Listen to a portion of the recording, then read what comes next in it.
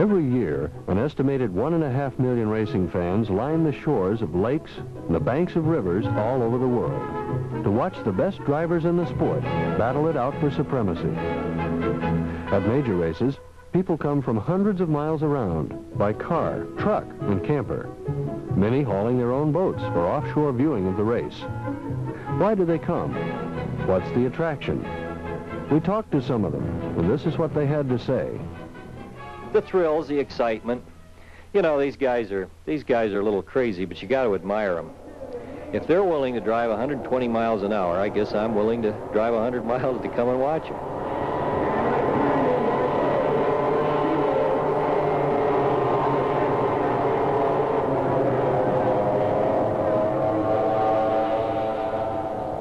Well, I think it's a great way for the family to spend the day together.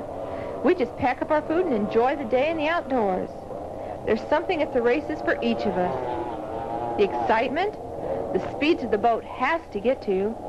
There's always something going on. It's healthy. It's just plain fun.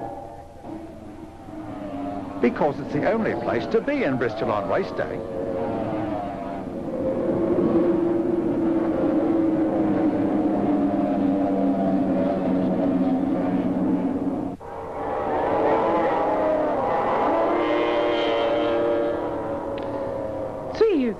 I was on the metro crossing the Seine when I saw the race boats going by in the water below.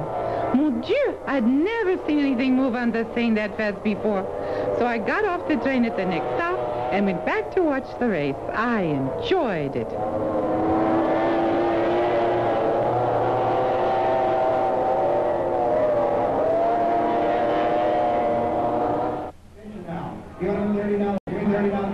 Boy, did I get lucky. I was invited to one of the pre-race parties. It gave me a chance to rub elbows with some of the drivers and also meet some of the crews. We had plenty of good food at the race course, and even if you eat too much, you're still going to find enough room to watch the races.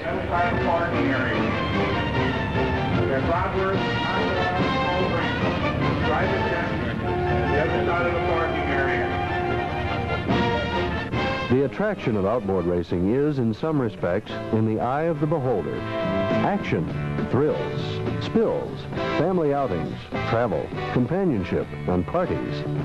Few sports offer so much to so many, which is why the number of fans flocking to enjoy tunnel hull racing continues to grow every year.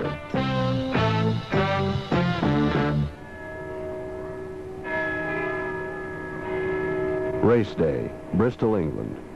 An endurance race sanctioned by the Union of International Motorboating, the UIM.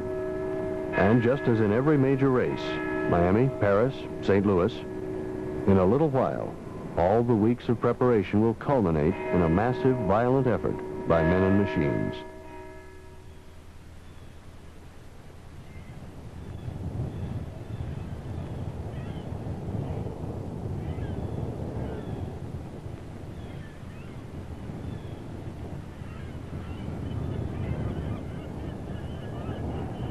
Crews are in the pits early, fueling their boats, installing propellers, once again checking and rechecking those small details that can provide the margin of victory.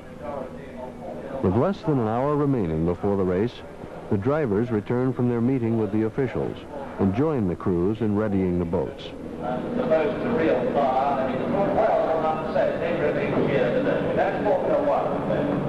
Then there is a Formula One 2000.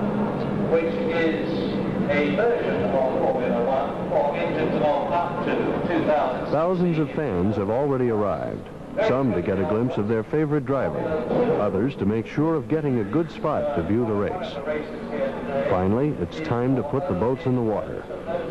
From this moment on, the primary responsibility for winning or losing rests with the driver.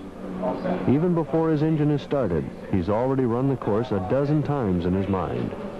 He's negotiated every turn in his imagination, over and over, pushed his sensitive craft flat out down the straightaway, and let up on the throttle reluctantly at the danger points. The adrenaline is flowing. The mental strain becomes enormous. Will the engine start? Will it last through the race? Will the boat hold together?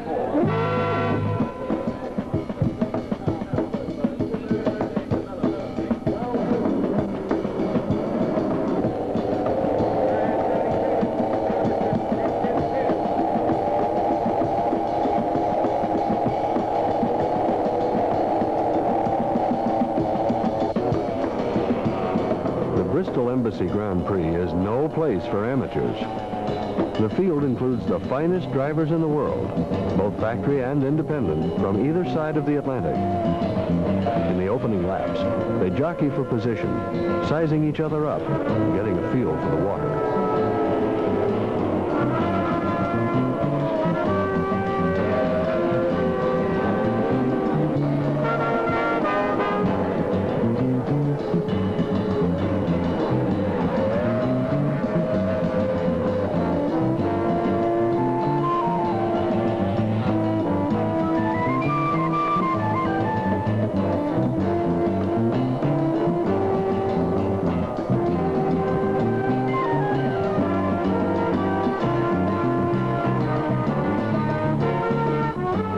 Despite the months of meticulous preparation, each grueling lap takes its toll of equipment.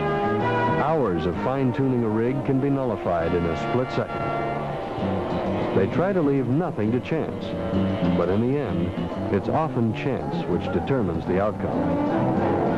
Out of the field of boats which began, many have been damaged or destroyed in accidents, and many more taken out by mechanical failure. The survivors continue to fight it out.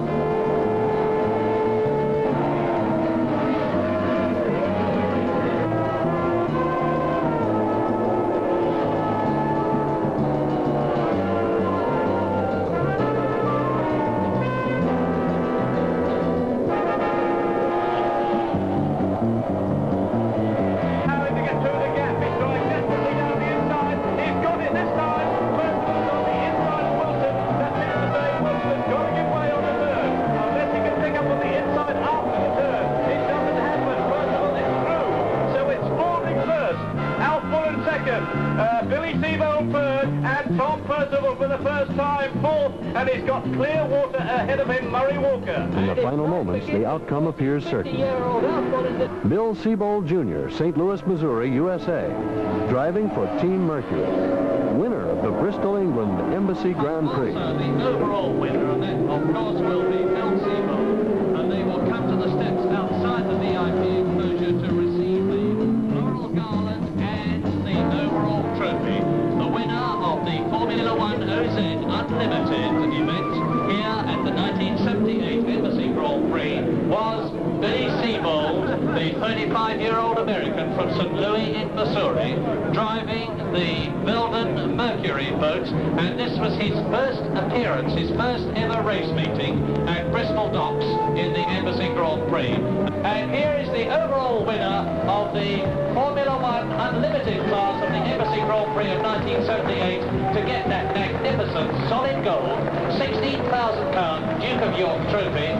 A very, very worthy winner. Last year the trophy ended up in Italy, this year in America, and a magnificent and worthy winner in Billy Seabold. First appearance at Bristol.